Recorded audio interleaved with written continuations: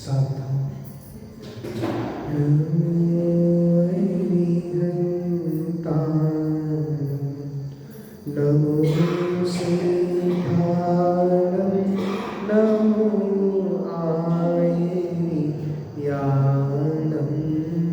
नमो उवच्छायानं, नमो लोहि सवसाहूनं। मङ्गलं भगवान् वीरो, मङ्गलं गौतमोदरी, मङ्गलं कुन्दकुन्दार्यो, जैनधर्मोऽस्तु मङ्गलम्।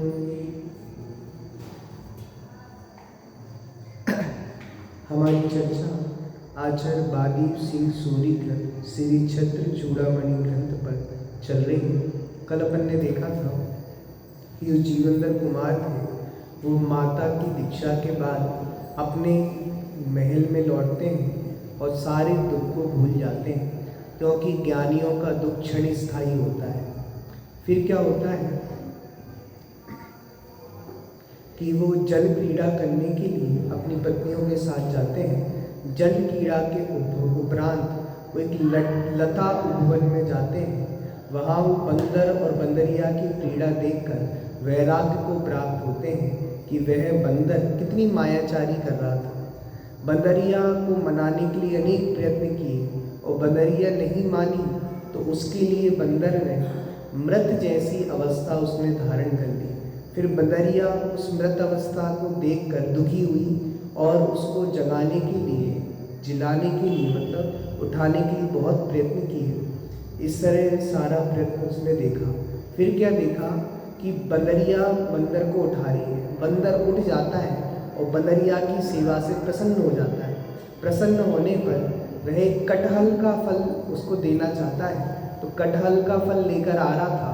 माली डंडे से उसको भय दिखाकर कटहल का फल छीन लेता है। इस प्रकार की घटना जीवनधर कुमार ने देखी और विचार करने लगे, यही तो हमारी हालत है कि जिस राज्य पर मेरे पिता सत्येंद्र राज्य करते थे उसको फिर काष्टांगार ने छुड़ा लिया, और काष्टांगार राज्य करता था। माली की भांति मैंने काष्टांगार से राज्य छीन लिया। जैसे उस माली ने उस बंदर से कटहल का फल छीन लिया, वैसे ही मैंने काष्टांगार से राज्य को छीन लिया। इस तरह उनके मन में वैराग्य उत्पन्न हुआ और वो 12 भावनाओं का चिंतन करने लगे। कल अपन ने अनित्य भावना पे चर्चा प्रारंभ की थी। देखिए उसका एक श्लोक है 32वां नंबर का। अनस्वर शुकावाप्तौ सत्यां नश्वर कायेता, किं वृत्तेन नयस्यात्मन् क्षणं वा सफलं नया। हे आत्मा, यदि नाशवान शरीर से अविनाशी सुख अर्थात मोक्ष प्राप्त हो सके तो क्यों वृथा ही समय को खोता है। तू इस समय को सफल कर। शरीर तो कैसा है? नाशवान है, अनित्य है, शाश्वत रहने वाला नहीं है। यदि इस शरीर का प्रयोग करके तप किया जाए, संयम किया जाए, तो अविनाशी मोक्ष सुख की प्राप्ति हो सकती है। बताओ ये घाटे का सौदा है कि फायदे का सौदा है? विपिन भैया, फायदे का सौदा है। शरीर अनित्य है और इस शरीर को तो जाना ही है। इस शरीर का सदुपयोग कर कर मोक्ष की प्राप्ति में लगा दो तो शाश्वत मोक्ष की प्राप्ति हो सकती है। कहाँ है हमारे यहाँ? यह तन पाए महातप कीजे, या में सार यही है। इसलिए इस अनित्य शरीर को पाकर नित्य शाश्वत मोक्ष पद की प्राप्ति करना चाहते हो तो करो, समय गंवाने जैसा नहीं है।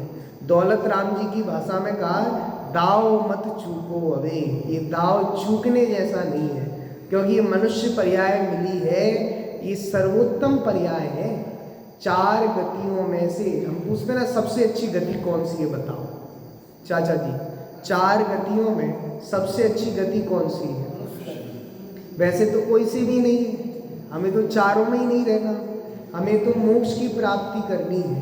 लेकिन फिर भी कहते हैं थोड़ा हम चारों ही गति में कंपैरिजन करें तो सबसे अच्छी दिखती है मनुष्य गति, क्योंकि यहाँ से जीव पुरुषार्थ कर कर मोक्ष की प्राप्ति कर सकता है, इसलिए हमने इसको अच्छा कह दिया।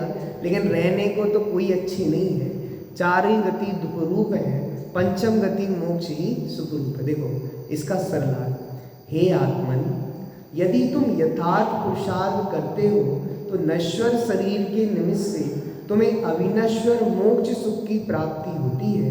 इसलिए मनुष्य भव का एक भी क्षण व्यर्थ नहीं खोना चाहिए। एक एक क्षण बहुत कीमती है मनुष्य भव का, किंतु प्रत्येक क्षण मोक्ष पुरुषार्थ में लगाकर सफल बनाना आवश्यक है।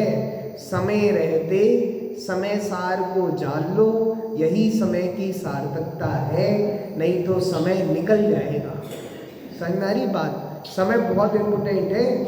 हम तो पैसे को ही धन समझते हैं, ये तो इंग्लिश में वाक्य है, क्या है कि टाइम इज मनी, समय मनी है, पैसा है, जो समय निकल जाता है वो वापस नहीं आता।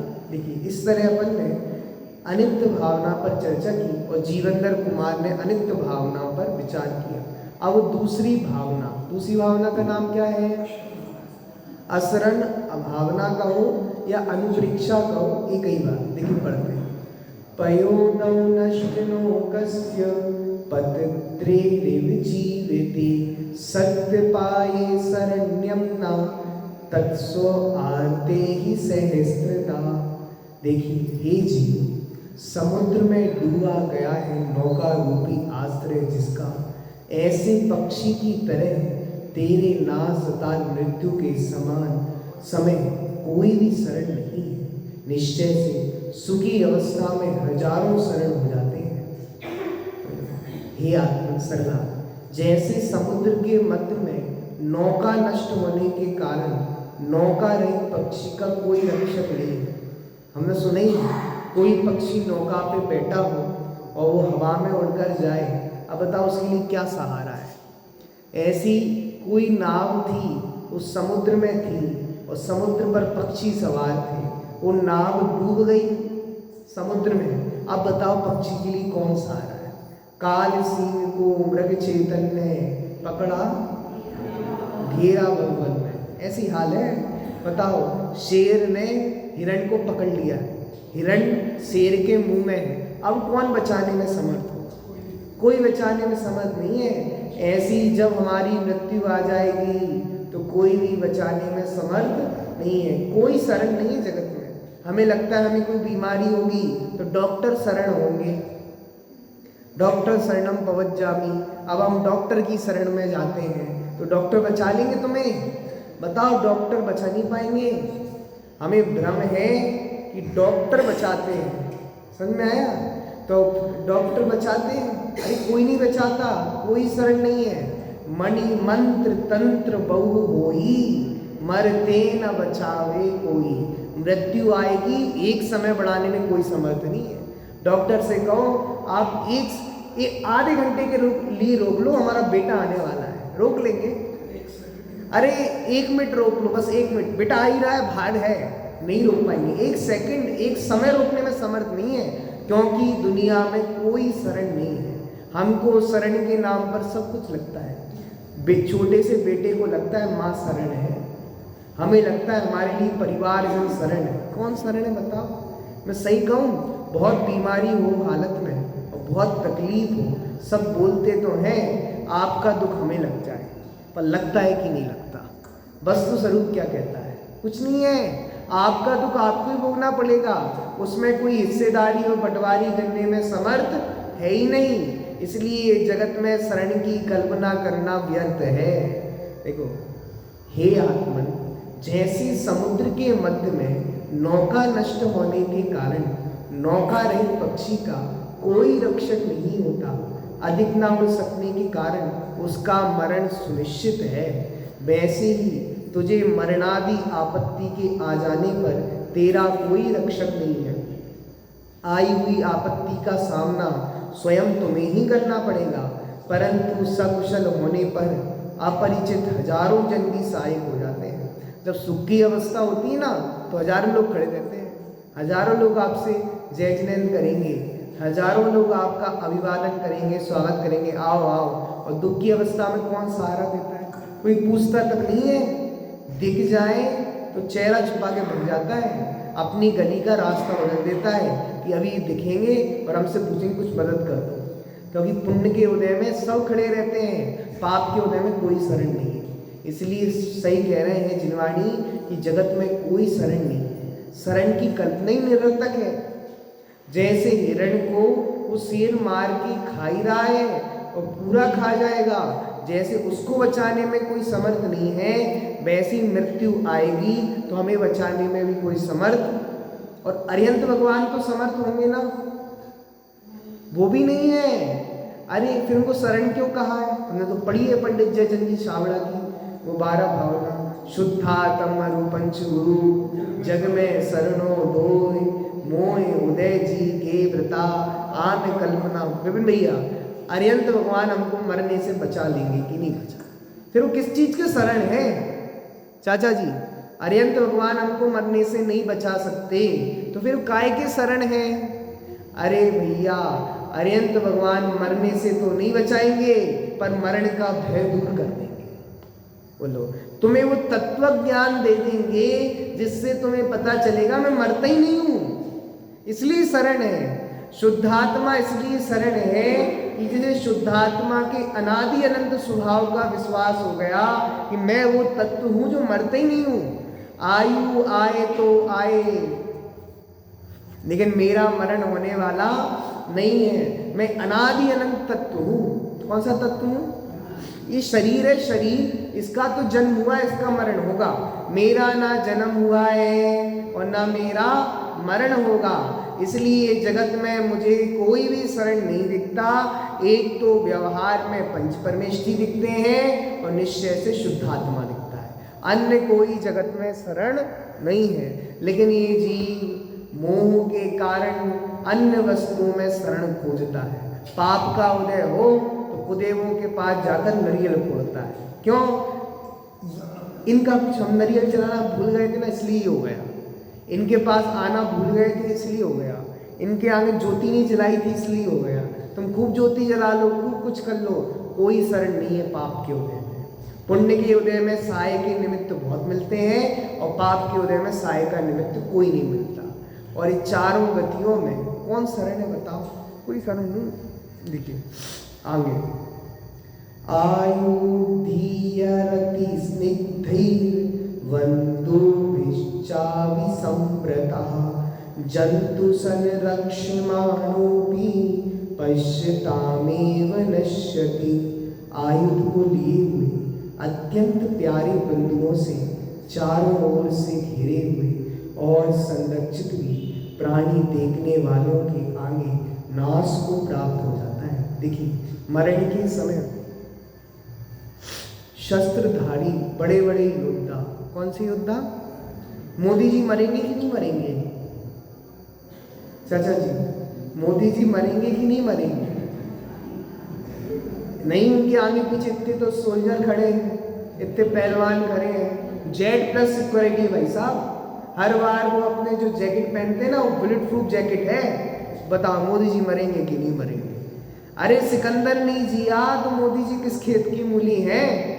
जो विश्व विजेता सम्राट था, जब उसकी अर्थी निकाली जा रही थी तब उसने कहा था कि मेरी जब अर्थी निकाली जाए तो मेरे दोनों हाथ खाली करके मेरी मुट्ठी दोनों खुली होनी चाहिए और पूरी जितनी भी संपत्ति है वो मेरी अर्थी के साथ जाना चाहिए और पूरे संसार को ये बात पता होना चाहिए कि मेरे पास इतनी संपत्ति थी, इतने राज्य वैध थे, कोई मुझे बचाने में समर्थ नहीं हुआ। लगता है ना हमें शरण है, हमें शरण है, हमें शरण है। कोई शरण नहीं है, धोखे में हो। समझ में आया? दुनिया में कोई किसी के लिए शरण नहीं है, अशरण है। कौन है? अशरण भावना का चिंतन करो, कोई शरण नहीं है। बोलो सचमुच शरण तो शुद्धात्मा और पंचगुरु है। बोलो कभी लगने लगे कोई शरण नहीं है, कोई शरण नहीं है। बोलो बड़े बड़े इतना सुंदर लिखा, कोई शरण है नहीं ये भाव मत लाना, चत्तारी शरणम पाठ पर निज की शरण आना। सीता जी जंगल में छोड़ दी गई, कौन शरण था उनके लिए? अकेली थी, गर्भवती थी, भयंकर और घना जंगल था। बताओ चाचा जी, कौन शरण था उनके लिए? उनके लिए पंचपरमेष्ठी शरण थे, शुद्धात्मा शरण था। जब तुम्हें लगने लगे तुम जिंदगी से हार जाओ, कुछ अच्छा नहीं लगता हो, सब बेकार बेकार लगता हो, तो ये भगवान कह रहे हैं हम तुम्हारे लिए शरण है। समझ में आया? देखिए, मरण के समय शस्त्रधारी बड़े बड़े योद्धा अत्यंत प्यारे बंधुजनों से घेरा देखकर रक्षा किए जाने वाला मनुष्य भी देखते देखते ही मरण को प्राप्त हो जाता है। सर्व रक्षक व्यर्थ सिद्ध होते हैं। बोलो, इंदिरा जी कैसे मरी थी? सुकैटी कोई कम थी क्या? वो रक्षा करने वाले नहीं मार दिया, मतलब कौन बचा लेगा? हम सोचे हम अपने आगे एक कमांडो लेके घूमे, पीछे एक कमांडो लेके घूमे, दाएं में और बाएं में कमांडो लेकर घूमे तो हम बच जाएंगे? बताओ, काल के आगे किसी की नहीं चलती। जब मृत्यु आएगी तो ये सोल्जर मोल्जर और रक्षक मक्षक सब रहे, रक्षक ही भक्षक बन जाएगा। इंदिरा गांधी को रक्षक था ना, वही भक्षक हो गया। क्यों? आयु कर्म का उदय आया, उसकी क्या गलती थी? आयु कर्म का उदय आया। काल के आगे किसी की नहीं चलती, और काल के आगे चलाना भी मत। देखो अंत, मंत्र यंत्रादयो अप्या मन स्वतंत्रम शरणम न ते, किंतु सत्येव पुण्ये नोचे के नाम तैस्थिता। हे आत्मन, मंत्र यंत्रादि भी तेरे स्वतंत्र रक्षक नहीं है। बताओ, बहुत बार होता है ना, हमने जीवेंद्र कुमार की कथा में ही देखा, यक्ष ने मंत्र दे दिए कि इस मंत्र को पढ़ना, मेरे को याद करना और मैं आ जाऊंगा। बताओ, अब कोई मंत्र हमें मिल जाए तो हमें बचा लेगा मन में से? कोई नहीं बचा। परंतु पुण्य होने पर ये सब सहायता करते हैं। पुण्य का उदय हो तो क्या करते हैं? सहायता, और नहीं हो तो नहीं करते। कोई भी मंत्र हो। अब जीवेंद्र कुमार को काष्ठांगार में मारने का आदेश दे दिया, और जीवेंद्र कुमार ने तुरंत उस यक्ष का ध्यान किया, यक्ष आ गया। पता है क्यों आ गया? आयु कर्म शेष था, पुण्य का उदय शेष था, इसलिए आ गया। नहीं तो चाहे मंत्र हो, तंत्र हो, कुछ भी हो, बचाने में समर्थ नहीं है। किसी को सांप ने काट लिया, अब बहुत सारे लोग मंत्र फूक रहे हैं, पुण्य का उदय है तो बच जाएगा, आयु कर्म है तो बच जाएगा, और मंत्र तंत्र सब ऐसे ही रह जाएंगे। फिर लोग कहेंगे नहीं नहीं, वो मंत्र दूसरा पढ़ना था इसलिए रह गया, वो एक मात्रा की गलती हो गई थी। सब हो जाएंगे क्योंकि आयु कर्म आ गया था। समझ में आया? हम किसी व्यक्ति के मर जाने के बाद ये सोचते हैं कि नहीं नहीं, यहाँ इंदौर में नहीं दिखाना था, दिल्ली में दिखाना था, दिल्ली नहीं मुंबई में दिखाना था, मुंबई नहीं अमेरिका ही ले जाना था, तो बच जाते कि नहीं बच जाते। कोई शरण नहीं है, चाहे अमेरिका का डॉक्टर हो, चाहे मुंबई का हो, चाहे दिल्ली का हो, कोई शरण नहीं है। हमें शरण के नाम पे डॉक्टर दिखते हैं, इसलिए दुखी होते हैं। शरण शुद्धात्मा की लो ना, इस शुद्धात्मा की शरण से मरण का भय दूर हो जाता है, और जिनवाणी का उपदेश सुनने से मरण का भय दूर हो जाता है। मरण का भय दूर करने की बात कर रहे हैं हम। देखिए, यदि पुण्य का उदय नहीं हो तो इन मंत्र तंत्रादिकों से संसार में कौन स्थिर है? अर्थात कोई स्थिर नहीं है। देखिए सलाह, हे आत्मन, पूर्ववत पुण्य कर्म के उदय की अपेक्षा से रहित मंत्र तंत्रादिक स्वतंत्र ऋषि से तेरा रक्षण नहीं कर सकते।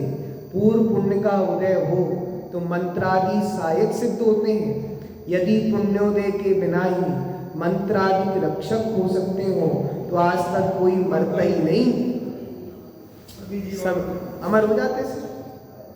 अरे देव को अमर कहा जाता है, वो भी मरते हैं, तो हम किस खेत की मूली हैं? सभी जीव अमर हो जाते। अब दो भावना हो गई, कौन कौन सी? अनित्य भावना और असरण भावना। ये दोनों भावना अपने से जुड़ी है। कैसे? कि जब जब हम अनित्यता की चर्चा करते हैं ना, शरीर अनित्य है, शरीर चला जाएगा, संयोग अनित्य है, चले जाएंगे, पत्नी बच्चे सब अनित्य हैं तो चले जाएंगे, तो ये जीव शरण की कल्पना करता है। किसकी कल्पना करता है? अच्छा, शरीर चला जाएगा, संयोग चले जाएंगे, लेकिन कोई तो बचा लेगा ना उनको, डॉक्टर तो बचा लेंगे, वैद्य तो बचा लेगा। तो कह दिया असरण, कोई नहीं बचा पाएगा।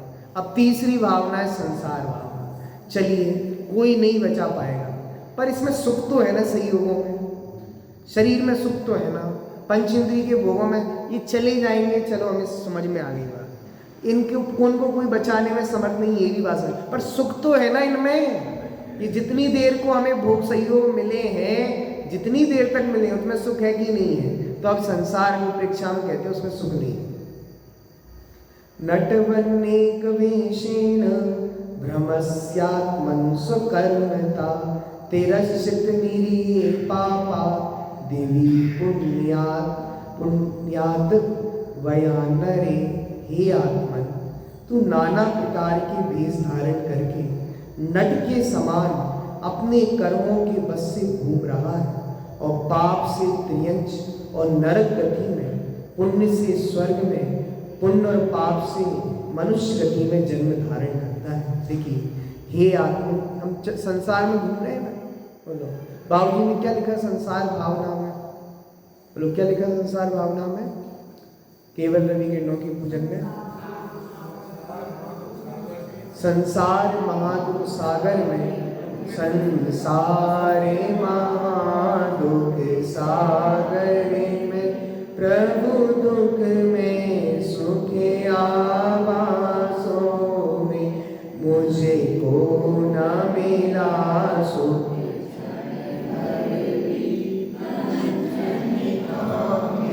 प्रसादों। कौन सी गति में सुख है? देव गति में तो सुख होगा ना विपिन भैया? नहीं, वहाँ पे इतनी रानियाँ होती हैं, देवियाँ होती हैं, इतने रत्न होते हैं, इतने ऐसो आराम होते हैं, सुख तो होगा ना वहाँ। ये कह रहे हैं चारों गति दुख से भरी है, कहीं सुख नहीं है। देखो, हे आत्मन, तू अपने कर्म के उदय के निमित्त से अनेक प्रकार के वेश मनुष्य आदि पर्याय धारण कर नट के समान, किसके समान? हम नरक में गए तो नारकी जैसा शरीर हो गया, मनुष्य में आए तो मनुष्य जैसा शरीर हो गया, देव में गए तो देवों जैसा शरीर हो गया। पता ही कह रहे हैं कि नट के समान आचरण है। तुम बैरूपी हो, कभी कुछ समय के लिए कुछ बन जाते हो, कभी कुछ समय के लिए कुछ बन जाते हो। तो इन चारों गतियों में कर्म के उदय के कारण भटक रहे हैं। पाप कर्मोदय से त्रियंच और नरक गति में जाना होता है। जीव त्रियंच और नरक में किससे आता है? पाप के उदय से, तथा पुण्य कर्मोदय से स्वर्ग मिलता है। और जब पाप पुण्य दोनों कर्म समान होते हैं तब जीव मनुष्य बनता है। देखिए, ये चारों गतियों के जाने के कारण बता दिए। पुण्य से कौन सी गति? स्वर्ग। पाप से त्रियंच और नरक। और पुण्य और पाप दोनों समान हो तो कौन सी गति? अल्पारम और अल्प परिग्रह, मनुष्य गति में जाने के कारण। देखिए, पंचानन एवा मोक्षा सि पंजरा आहिता क्षणे विदुषये धे देहिन हंता कतम बसे। हे देही, खेद है, तू लोहे के पिंजरे में कैद हुए सींग की तरह बिना मोक्ष के क्षण मात्र भी नहीं सहा जाए ऐसे शरीर में किस प्रकार रहता है? ये कह रहे आश्चर्य है, तुम पिंजरे की तरह कैसे कैद रह रहे हो शरीर में? अरे, पंछी का स्वभाव तो उड़ जाना होता है। क्या होता है? पंछी का स्वभाव उड़ जाना। एक बार क्या हुआ, एक तोता था, वो सेठ जी के यहाँ पिंजरे में बंद रहता था, बड़ा दुखी रहता था। हमें लगता है कि जो पक्षी पिंजरे में बंद के सुखी, हम दाना पानी दे रहे हैं ना उनको, लेकिन उनको तो खुले आकाश में उड़ने में आनंद आता है। तो एक बार सेठ जी बड़े धार्मिक व्यक्ति थे, एक बार वो महात्मा जी के पास जा रहे थे, तो तोता पूछता है कि आप जा रहे हो ना सेठ जी महात्मा जी से मिलने, तो मुक्ति का मार्ग पूछ के आना। किसका मार्ग पूछ के आना? मुक्ति का मार्ग पूछ के आना। सेठ जी गए महात्मा जी के पास और महात्मा जी से कहा, महाराज मेरे घर में एक तोता रहता है, उसने एक प्रश्न का पूछा है, क्या? मुक्ति का उपाय क्या है? जैसे ही महात्मा जी ने प्रश्न सुना, महात्मा जी बेहोश हो गए। ये क्या है? पूछा, मुक्ति का उपाय था, ये बेहोश हो गए। सेठ जी को कुछ समझ में नहीं आया। अब सेठ जी थोड़ी देर रुके। अब सेठ जी ने कहा, निकल लेना अच्छा है, रुकना अच्छा नहीं है। सेठ जी निकल गए और घर में वो तोता पूछता है, सेठ जी सुनिए ना, आपने मेरा प्रश्न पूछा था कि नहीं पूछा डिम्बी भैया? तो उन्होंने कहा कि मैंने तुम्हारा प्रश्न पूछा ही था, मैंने यही कहा था कि मुक्ति का उपाय क्या है। ये सुनकर महाराज बेहोश हो गए। तो जैसे ही उसने ये घटना सुनी वो तोता भी बेहोश हो गया। सेठ जी ने कहा ये क्या हो गया? तो सेठ जी ने पिंजड़े को खोला और जैसे ही पिंजड़े को खोला वो तोता खुले आकाश में उड़ गया। मुक्ति का उपाय तो यही था। मुक्ति का उपाय ये है अपने अंदर में समा जाओ, बाहर निकलोगे तो दुख होगा। समझ में आया? देखो ऐसी ये शरीर आत्मा है ना, ये शरीर में बंद है। जैसे कोई पक्षी पिंजरे में बंद हो, ये पक्षी नहीं करे, शेर। आत्मा तो सींग के समान है। किसके समान है? कितना गजब। हमारा स्वभाव तो सींग के स्वभाव जैसा है, जो किसी से डरता नहीं है, दहाड़ता है। आपने वो घटना सुनी, गुरुदेव जी बार बार सुनाते थे कि शेर का बच्चा था, वो भेड़ियों के साथ मिल गया, उनके साथ पला पुसा, तो जैसे भेड़िए करते थे वैसे करने लगा, अपने को भेड़िया मानने लगा। एक बार क्या हुआ, भेड़िए जा रहे थे जंगल से और वहीं से शेरों का झुंड आ रहा था। जैसे ही शेर ने दहाड़ा तो उन भेड़ियों के बीच में छुपा हुआ प्रच्छन्न सींग दहाड़ने लगा। जैसे ही उन सींगों ने उनकी दहाड़ सुनी, तुरंत दौड़कर आए और कहा देखो तुम भेड़ियों के साथ कहाँ घूम रहे हो, तुम तो सींग हो, शेर के समान आचरण करो, कहाँ भेड़ियों के साथ घूमते हो। ऐसी आत्मा शेर के समान है, ये कोई डरपोक नहीं है। शेर जंगल का राजा होता है, ऐसे ये जीव राजा है। क्या है? 17वीं 18वीं गाथा आएगी समय सार की, तो वहां पे कहेंगे ये जीव राजा है। कौन सा राजा है? जीव राजा। जैसे शेर जंगल का राजा है, ऐसी आत्मा जीव राजा है। तो इस जीवराज को जैसे कोई व्यक्ति शेर को लोहे के पिंजड़े में बांध देता है, किसके पिंजड़े में? इसी तरह बिना मोक्ष के क्षण मात्र भी नहीं सहा जाए, ऐसे शरीर में किस प्रकार रहता है तू? एक क्षण भी मोक्ष के बिना रहा जाना नहीं है, फिर भी ये जीव शरीर में लगा है। तन कारागृह बनिता मेरी, परिजन जन रखवारे। ये शरीर क्या है? कारागृह है। तन कारागृह, बनिता बेड़ी, पत्नी बेड़ी है।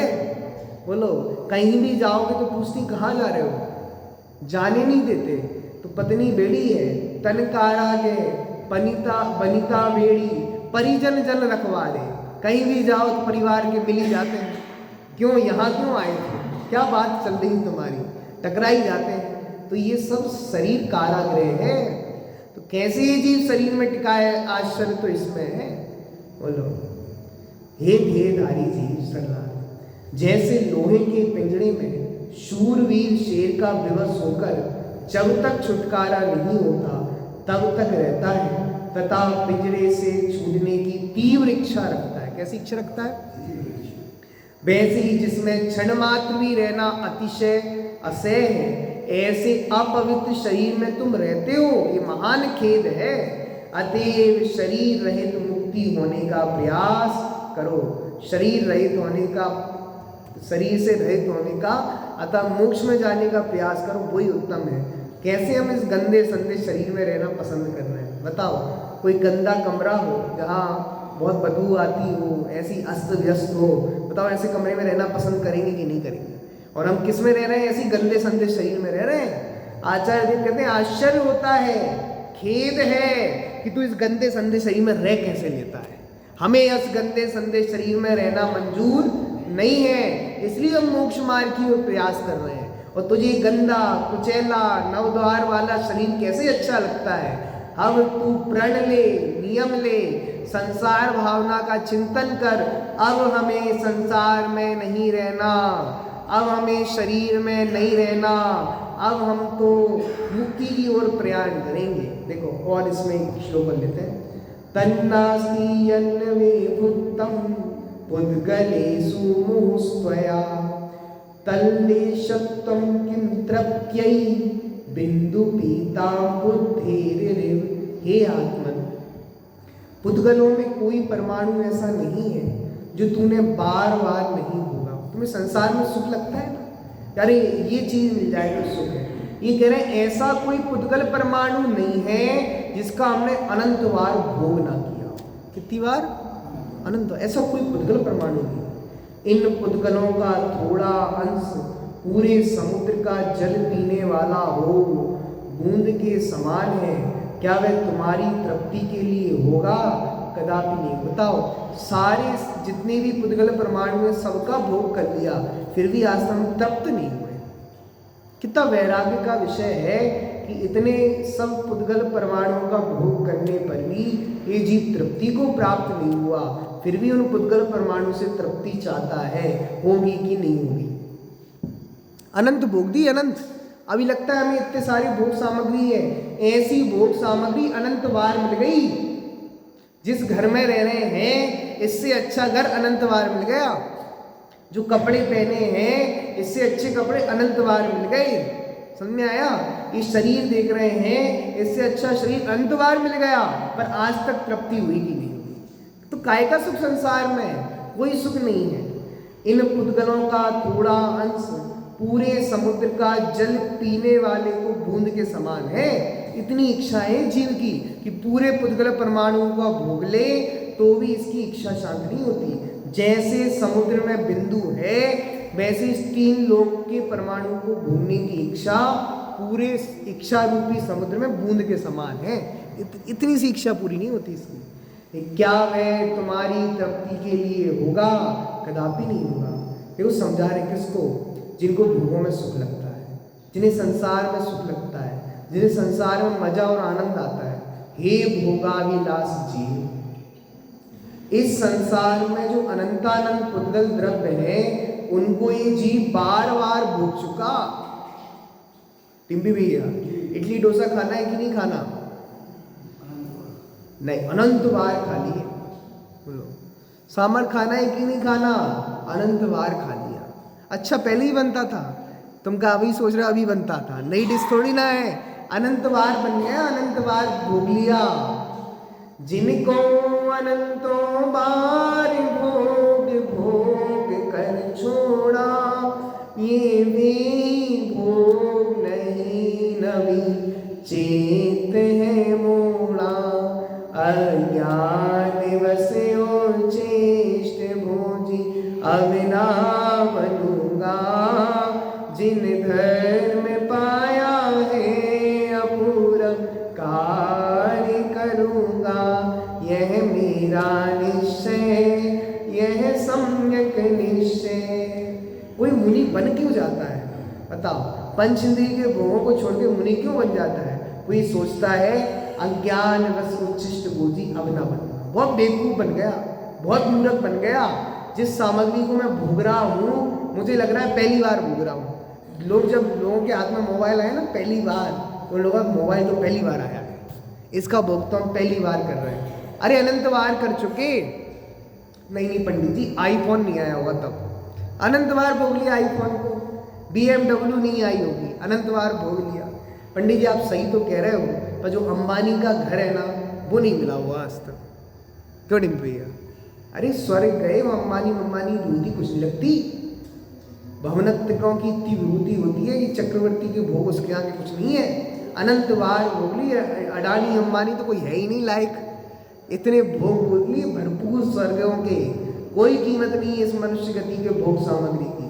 चक्रवर्ती के भोग भी इसके समान इस जीव ने स्वर्गों में बहुत भोग बोले। चक्रवर्ती नहीं बना हो भले, लेकिन चक्रवर्ती पर जितने भोग सामग्री होती ना उतनी भोग सामग्री स्वर्ग के देवों के पास नहीं होती है, उतनी इस जीव ने भोग ली है। कोई दम नहीं भोग भोगने में, फिर भी हमें आलस नहीं आता, विरक्ति नहीं आती। तो ये आचार्य हंसते हैं, हंसी आती है कि मानो सिद्ध भोजन खोजते। भोगों से सुख पूछ रहे हो, भोगों में सुख है ही नहीं, फिर भी भोगों के पीछे। हे इडली हमें सुखी कर दो, हे डोसा हमें सुखी कर दो, हे सांभर हमें सुखी कर दो। रोटी खाते खाते सुख नहीं होता तो एक दिन पुड़ी से कहते हैं हे पुड़ी सुखी कर दो, हे पराठा सुखी कर दो। फिर पलाटा और उससे कुछ नहीं होता, हे उलेटा हमें सुखी कर दो। क्यों चाचा जी, सुखी होंगे कि नहीं होंगे? 16 की शक्कर खाने से सुख होगा कि नॉर्मल शक्कर खाने से सुख होगा? ये जीव सुख के लिए क्या क्या नहीं करता। पता है हम ये भोगों से सही में भीख मांग रहे हैं। पुड़ी के सामने रोज कहते हैं ये पुड़ी सुखी कर दो, तुम्हें खाकर हम सुखी हो जाएंगे। होता है ऐसा? बोलो हे पराठा हमें सुखी कर दो। पराठे में ही वैरायटी, केले का पराठा, फला का पराठा, टिक्का का पराठा, सबसे सुख की भीख मांग रहे हैं। आचार देख कर हमें हंसी आ रही, कहाँ कहाँ तुम भोगों की भीख मांग रहे हो। सुख यहाँ भरा है और तुम कहाँ सुख खोज रहे हो। संसार के एक भी पदार्थ में सुख नहीं है, नहीं है, नहीं है। आज मानो, कल मानो, अनंत काल बाद मानो, मानना तो यही पड़ेगा। ये माने बिना 3 काल में कल्याण। बोलो सुख का सागर है यहाँ। अजरज है जल में रह के भी मछली को प्यास है, जिसकी तुझे तलाश है वह तेरे पास है। अजरज है जल में रह के भी मछली को प्यास है। बताओ हम सुख के खजाने में डूबे हैं फिर भी सुख नहीं है। सागर में रहते हो फिर भी प्यासे क्यों चाचा जी? कहाँ के रहने वाले हो? किसी से पूछो, सागर के रहने वाले हैं हम। तो सागर में रहते हो फिर भी प्यासे, कितनी आश्चर्य की बात है। ऐसी हम ज्ञान सुख से भरे भराए लवालब तत्व हैं, फिर भी हम दुखी, फिर भी हम डिप्रेस, फिर भी हम सैड। ये तो सैड होने का मार्ग नहीं है, तो प्रसन्न होने का मार्ग है। ये डिप्रेस होने का मार्ग नहीं है, तो इम्प्रेस होने का मार्ग है। किससे इम्प्रेस हो? शुद्धात्मा को देखकर। देखो हे भोगाविलास जी, इस संसार में जो अनंतानंत पुद्गल द्रव्य है उनको ये जीव बार बार भोग चुका है। अतः तुमने जो भोगा नहीं है, ऐसा एक भी पुद्गल परमाणु शेष नहीं है। वह जैसे समुद्र भर पानी पीने के इच्छुक व्यक्ति को एक बूंद पानी पीने को मिले तो उसे कभी संतोष होता है? नहीं होता। वैसे ही वर्तमान कालीन कुछ पुद्गलों का सेवन करने से तुम्हें संतोष नहीं हो सकता। इसलिए तुम भोगाविलास को छोड़ दो। पता है आपको, भरत चक्रवर्ती 6 खंड जीत कर आए तो उनकी माता उनका बहुत स्वागत करती है। कहती हे भरत तुम भाग्यवान हो। क्या कहती है? तुम भाग्यवान हो, तुमने 6 खंड जीते। वो कहते हैं माँ मैं बहुत अभागा हूँ। भाग्यवान कहकर मुझे गाली मत दो। भाग्यवान तो वृषभसेन है कि जिस दिन से भगवान की दिव्य ध्वनि सुनने मिली है वहाँ रोज उपस्थित रहते हैं, एक दिन भी नहीं चूके। और मैं अभागा भरत हूँ कि 6 खंड जीतने के लिए 60,000 वर्ष बर्बाद कर दिए। और दूसरी कथा लिखी, माँ मैं उच्छिष्ट भोजी हूँ। जब मैं वृषभसेन वो वृषभगिरी पर्वत पर, वृषभाचल पर्वत पर नाम लिखने गया, तब मुझे पता चला कि वहां नाम लिखने के लिए जगह नहीं थी। मैं सोच रहा था मैं ही चक्रवर्ती हूँ, मेरे से पहले अनंत चक्रवर्ती हो गए। अब मुझे पता चला ये 6 खंड का मैं भोग कर रहा हूँ, मैं नया नहीं हूँ, ये मैं उच्छिष्ट भोजी हूँ। अनंत चक्रवर्तियों ने जिस 6 खंड को छोड़कर भोगा उसको मैं भोग रहा हूँ। अब मुझे उच्छिष्ट भोजी नहीं बनना, मैं कोई भाग्यवान नहीं हूँ, मैं अभागा हूँ। हम सच में भोगों को मिलना भाग्य नहीं है। अभी पढ़ी थी पर नियुक्ति कुछ दिन पहले, ना भोगो भाग्यम, भाग्यम भोगेषु वैराग्यम। भोग का मिलना भाग्य नहीं है चाचा जी, सामग्री मिलना भाग्य नहीं है, रुपया पैसा बंगला गाड़ी मिलना भाग्य नहीं है। भोगों के बीच में भी विरक्ति होना भाग्यवान। भोग तो सबको मिल जाते हैं, भाग्यवान वो नहीं है। भरत चक्रवर्ती भाग्यवान इसलिए नहीं थे कि उनके पास 6 खंड था। भरत चक्रवर्ती भाग्यवान इसलिए थे कि 6 खंड में रहकर भी अखंड की साधना करते। भाग्यवान वो है जो भोगों में रहकर भी भोगों से अलिप्त रहता है। जैसे वो कमल पानी में रहते हुए भी पानी से अलिप्त रहता है ना, वैसे ही ज्ञानी भोगों में रहते हुए भोगों से विरक्त रहते हैं। ये भाग्यवानपना है। और ऐसा भाग्यवानपना कुछ लोगों को ही मिलता है, सबको नहीं मिलता। इस तरह आज अपन ने अनित्य, असरण और संसार, ये 3 भावनाओं पे चर्चा की है। संसार भावना की थोड़ी चर्चा पर बात करें।